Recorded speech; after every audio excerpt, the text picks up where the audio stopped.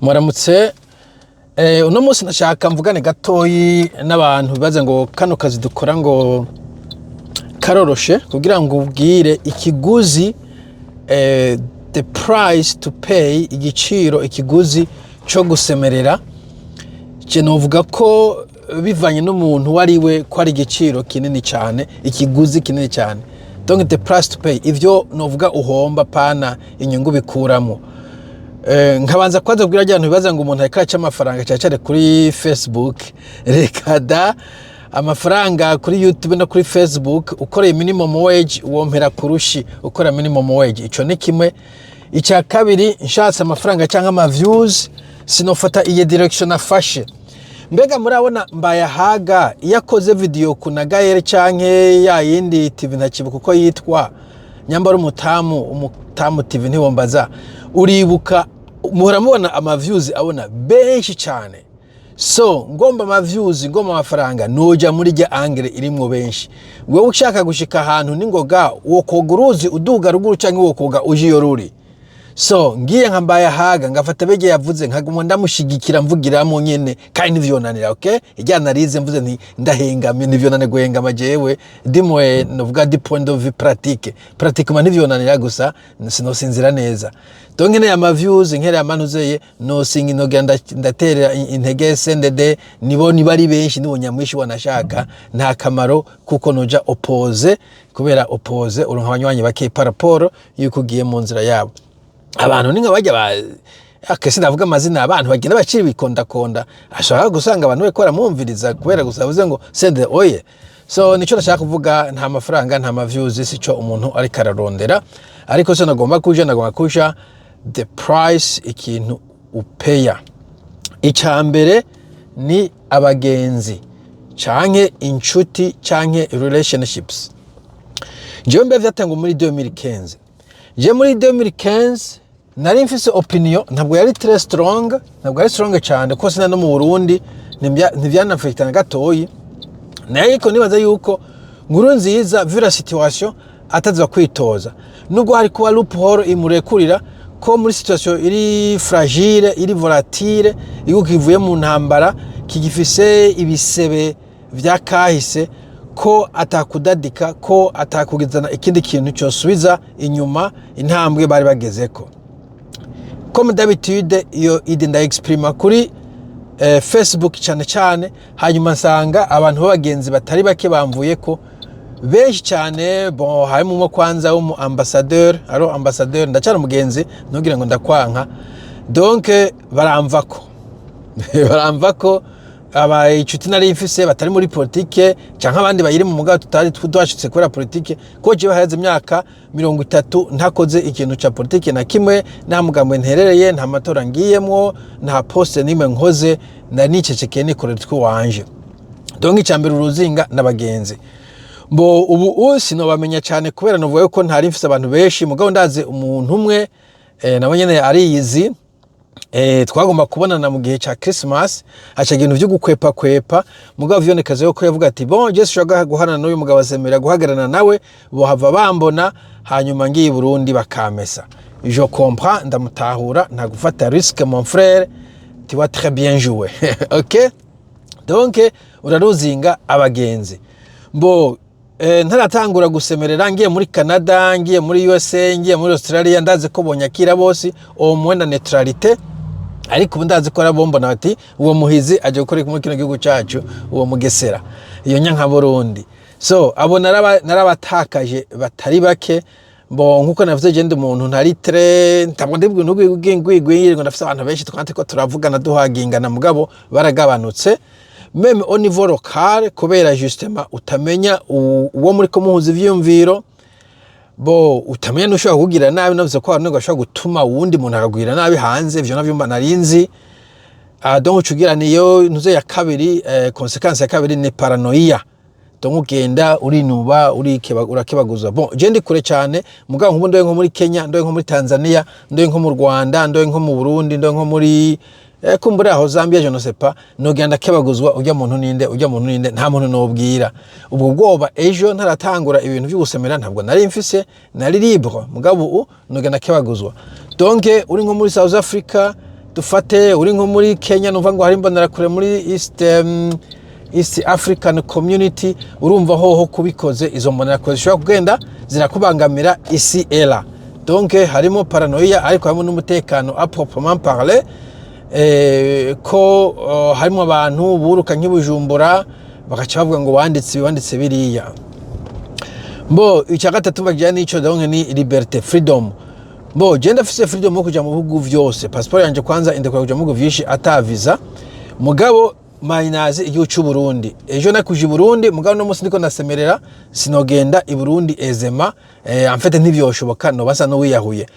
Gura shoko kuvuga ati bon Burundi ntabwo twakeneye ko vyinshi, arayarijewe nta vyinshi ndakeneye ntavyo nahasize. Mugabo iyo liberté ko yifise c'est bon, you never know. Hari gihe haza urgence n'ibindi.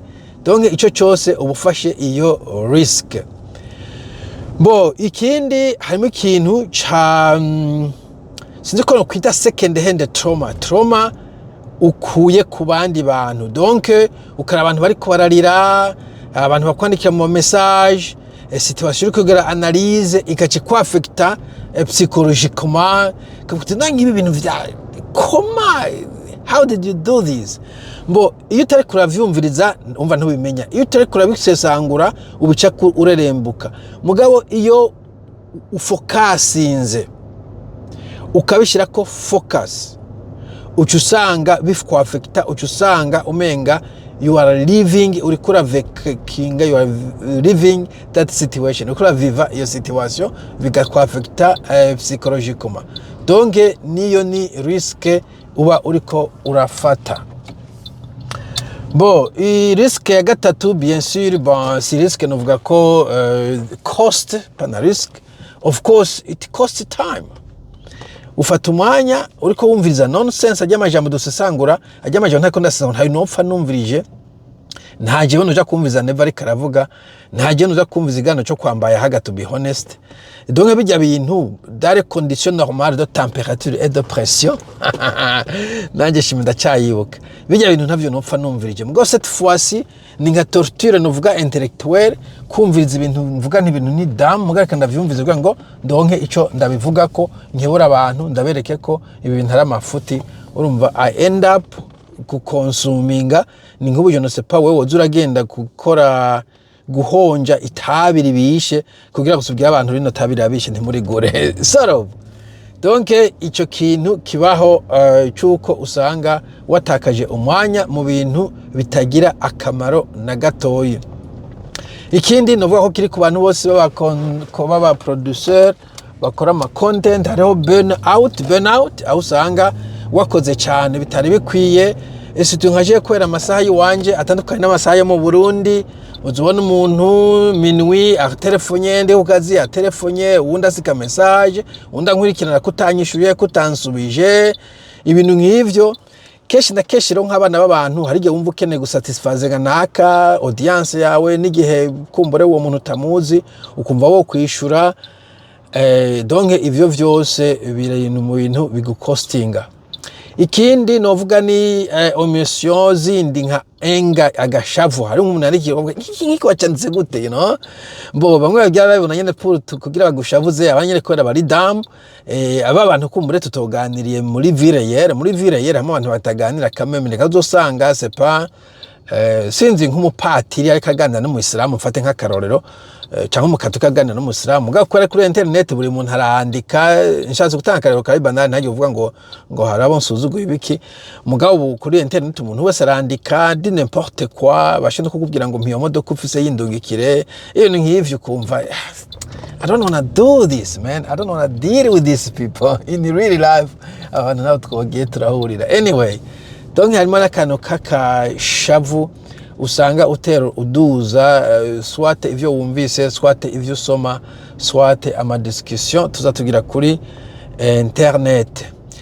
Donc muri make ntabwo arakazi novuga gakomeye kubera nta sinzi ko gasaba umutwe ntangira ntawo mfa gushyiraho kamera ngaho nkavuga, ariko karafise igiciro, prix à payer, price to pay, ku buryo novuga ko ubitangura uri prêt witeguye hariho umukuze sinzi ko ari umukuze nuko ari umufara we cousin yigeze kuvuga ngo ashaka gutangura ibintu nk'ibi bavuga nope ibi ni ibintu buri kurata umwanya birakunaniza uriko witeranya bon jewe ndi umuntu w'umustoic abana b'abagenzi mba mfise je utantume kuri mariage don't care utantume ku rundi banza don't care ndagutumiye ntuje bungwirije donc sifise ibintu vy'ama emotion vy'ibigwigwi vy'ibishwishwi so ubifise abantu batangura kukwiyankora ko wogira depression jewe ni gake ngira irungu jewe never just ngira irungu iyo niba najenye nahubwo numva ni sawa kuko je ndikora vy'uwanje meze akazi nkaja mu vy'uwanje ata umuntu andogoya ata muntu ndenze ugwamo just be myself ndaronka ivyo nkora ndamutomfira igitandi jenyene ntabwo negira ngira irungu. But in any case ngivyo rero ivyo usanga watakaje mu gihe ugiye gusemerera surtout ko mu kirundi tuke mu vya emotion bavuga mu kirundi ngo ugutuka ntagutorera donc kubera abantu bamwe uba wakoze ahababara baragutuka batagutoreye akakwita du n'importe quoi akakubeshera mbo jewe heureusement sinzi kumenga abantu benshi banzi muri life banyanka peut-être ntavyo ntibakunze kuza muri vie personnelle mugabashe kuza no muri vie personnelle yawe ibintu nk'ivyo donc il faut être préparé niyo wiyemeje ugusemerera. Voilà nico ndashaka kuvuga ku bisiga mugira umunsi mwiza. Cheerio.